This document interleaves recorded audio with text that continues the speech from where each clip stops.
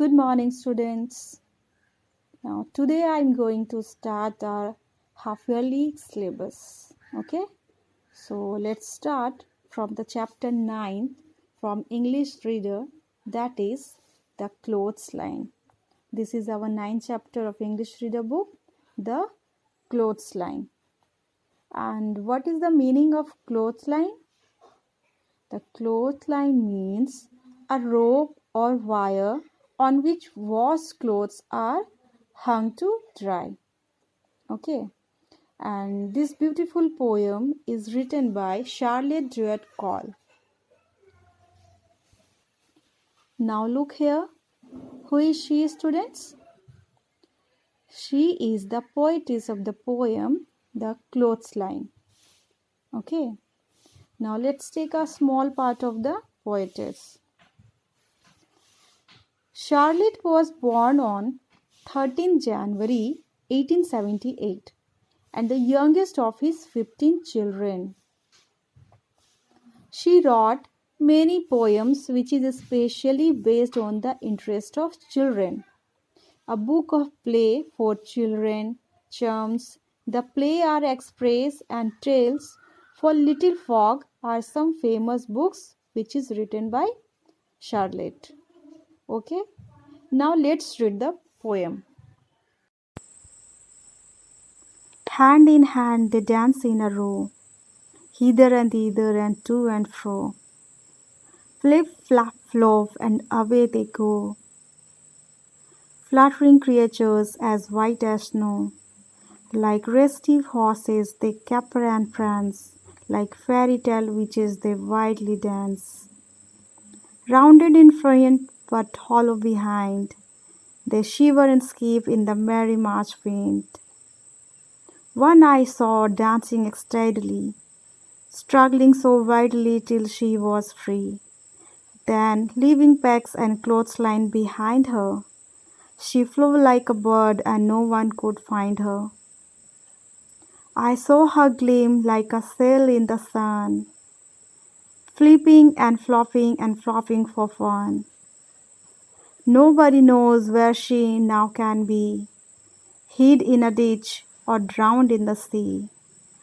She was my handkerchief not long ago, but she will never come back to my pocket, I know. The poetess talk about handkerchief and clothes. And you know very well that the meaning of clothes is the item want to cover the body. And handkerchief, everyone has a handkerchief, right? Actually, handkerchief, a square of cotton or other finely woven material intended for wiping one's nose. So in this poem, the poetess talk about handkerchief and clothes drying on a clothesline while telling the story of clothes hanging on a windy day in March. She talks about a handkerchief flying away. She talks about freedom of the handkerchief. It is symbolic of freedom and struggle in one's life. Now, I am going to explain stanza wise. So put your finger on first stanza. Hand in hand, they dance and row, hither and thither and to and fro. So here, hither and thither meaning is in various directions, especially in a disorganized way. Okay, so the first stanza meaning is the poetess in this poem talks about clothes hanging in a clothesline on a windy day. To her, the clothes on a clothesline look as if they are holding hands, standing in a row and dancing happily. Second stanza. Flip, flap, flop, and away they go, fluttering creatures as white as snow. So here, the fluttering means flying unsteadily. Okay. So the meaning of the second stanza is She compares them to some birds in the sky making flip flap sounds as if taking a flight to go somewhere. The color of the clothes is white, and she compares their whiteness to that of snow. Third stanza. Like restive horses, they caper and prance, like fairy tale witches, they wildly dance. So here, the restive means is restless. Caper, leap, skip, or dance. Prance, walk or move with sprightly steps. So the meaning of the third stanza is she further compares them to horses. To her, they look like restless horses capering or prancing about. It looks as if they are leaping and galloping with joy. Then the poetess compares the clothes on a clothesline to fairy tale witches. It looks as if they are dancing wildly. Now, fourth stanza. Rounded in front but hollow behind, they shiver and skip in the merry marsh wind. So, the meaning of shiver is shake slightly. Okay, so the meaning of the fourth stanza. Then she goes on explaining that such is the effect of the wind on their shape and size that they form a bowl like shaped, means rounded in front, but hollow from behind. The clothes shiver and skip in the happy wind during the month of March. Stanza 5. Once I saw dance excitedly, struggling so wildly till she was free. So here excitedly means intentionally. Okay. So the meaning of the fifth stanza is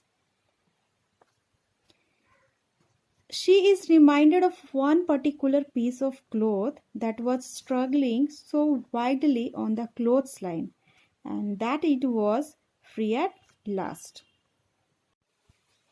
Stanza 6.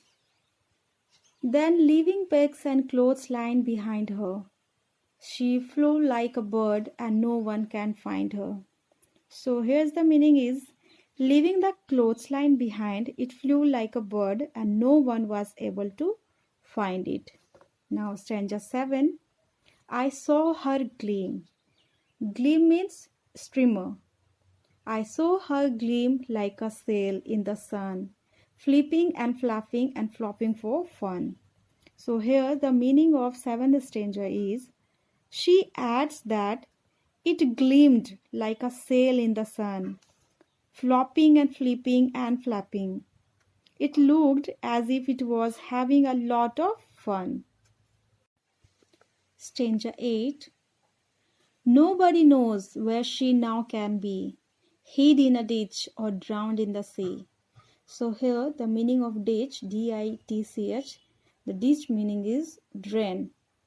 Okay, and drowned, D-R-O-W-N-E-D, the meaning of drowned is sunk.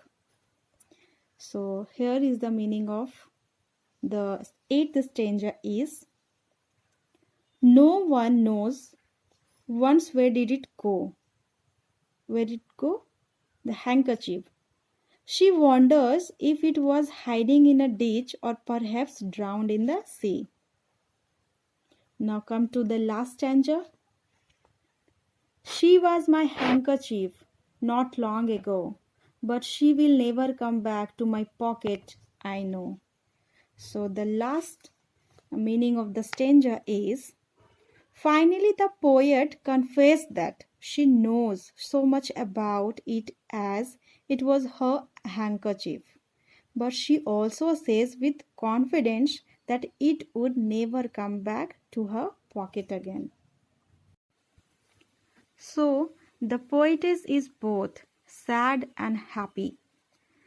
She is sad that she will never get her handkerchief back again, but She is also happy because the handkerchief flew away from the clothesline. So the conclusion of this poem is the handkerchief is compared to a woman or a young girl breaks all bounds and flies away to freedom. I hope this explanation is clear to you, and exercise work I will give you in your WhatsApp group. Till then, have a nice day.